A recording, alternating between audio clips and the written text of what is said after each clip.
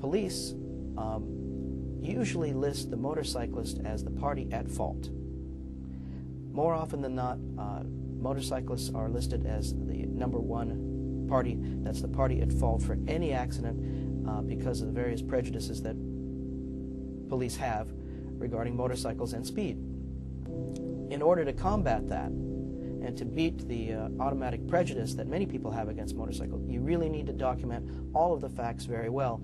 So you need to document what happened to the bike, your gear, your helmet, and the roadway. And that might show you where the point of rest was of your motorcycle.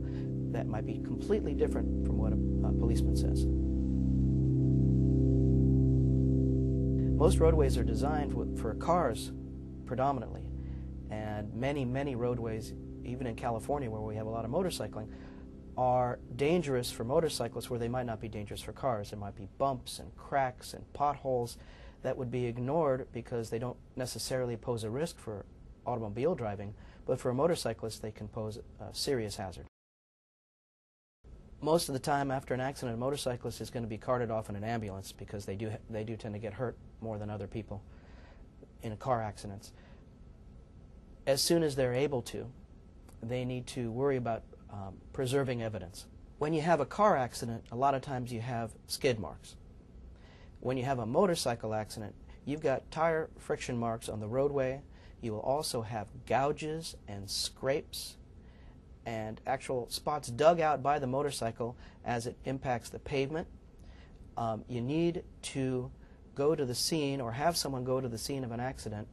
That's why a lawyer is good to do that, because they have investigators at their disposal to go to the scene of an accident and to document all the markings on the roadway. When a motorcycle goes down, it usually leaks fluids.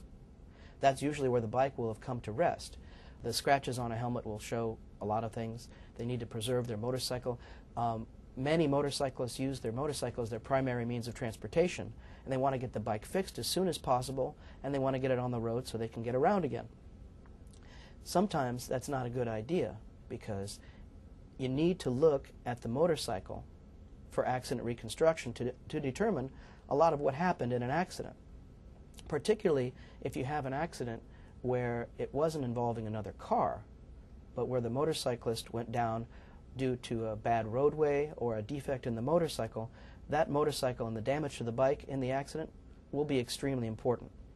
The motorcyclist also needs to preserve their gear, their leather jacket, their pants, their boots. All this stuff will probably get scuffed up, and if you can't afford to not fix your bike, you at least have to take a lot of really good photographs, detailed photographs of your bike and also of your injuries.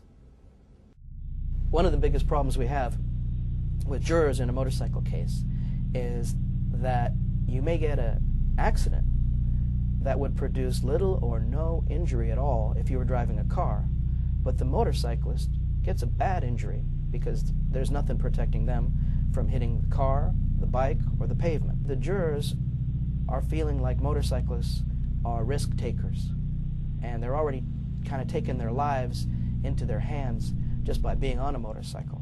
So if you're on a motorcycle and you don't have the proper gear, such as a good helmet, a leather jacket, good boots, and probably pants made of leather that'll protect you, I don't think a jury is going to be as favorably disposed to you. A motorcyclist really has to do everything they can to prevent their own injuries and ride basically perfectly in order to win in front of a California jury.